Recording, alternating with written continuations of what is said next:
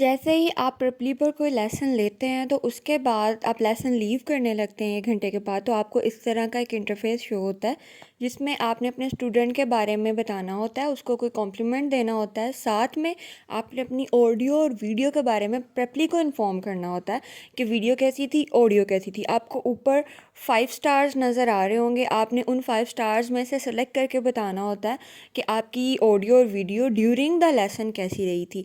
Let's say कि मैं 1 star click करती हूँ, इसका मतलब है कि मैं प्रॉपर्ली को बता रही हूँ कि प्रॉपर्ली का लेसन लेते वक्त जो ऑडियो और वीडियो थी स्टूडेंट की वो बहुत ख़राब रही थी। ठीक है, तो प्रॉपर्ली इसको क्लियर करने की कोशिश करेगा। सिमिलरली आप स्टार ज़्यादा देते जाएंगे, इसका मतलब आप अच्छी रेटिंग दे रहे हैं।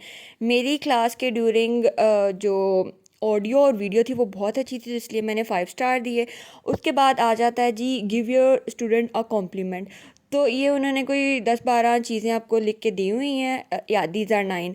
इसमें से जो आपको समझ आती है, आपके स्टूडेंट के साथ जो भी आपका रिलेशन था, वो ट्रायल लेसन हो या फिर वो आपका रेगुलर लेसन हो, तो वो आप दे दें। तो ये मेरा एक ट्रायल लेसन था and it just came in my mind to tell you guys कि आपको ये करना चाहिए। जब आप मैं हमेशा एक चीज़ कहती हूँ कि अपने ट्रायल लेसन हमेशा आपने प्रैक्टिस स्पेस पर लेना है, उसके बाद आप अपनी क्लास को जहाँ मर्ज़ी शिफ्ट कर लें, जिस मर्ज़ी प्लेटफॉर्म पर।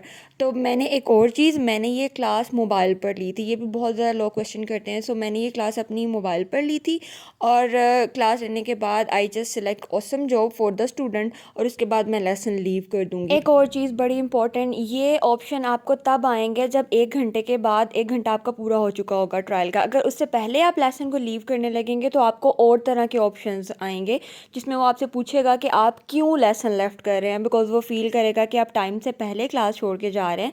तो इसलिए वो आपसे ऑप्शंस में पूछेगा कि बताओ क्यों लीव कर रहे हो, कोई कनेक्शन का इशू था, कोई और टेक्निकल इशू आ रहा है, तो आपको उनमें से कोई सिलेक्ट करना होता है। तो वो एक अच्छा ऑप्शन नहीं है।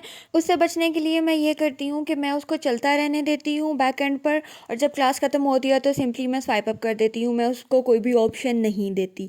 ठीक है, वहाँ पर कोई भी ऑप्शन ये नहीं होता जिसमें वो आपसे ये कहे कि अच्छा तुम्हारा स्टूडेंट नहीं आया था तुम इसलिए छोड़ रहे हो, या कुछ भी टीचर के हक़ में नहीं होता, तो इसलिए मैं उसको रिकमेंड नहीं करती। पहली चीज़, क्लास आपने 1 घंटे के बाद आपका ट्रायल है या दूसरी आपने बाद में लेफ़्ट करनी है, और उसके बाद आप अगर इस तरह किसी स्टूडेंट को कॉम्प्लीमेंट देते हैं तो इट्स अ गुड जेस्चर।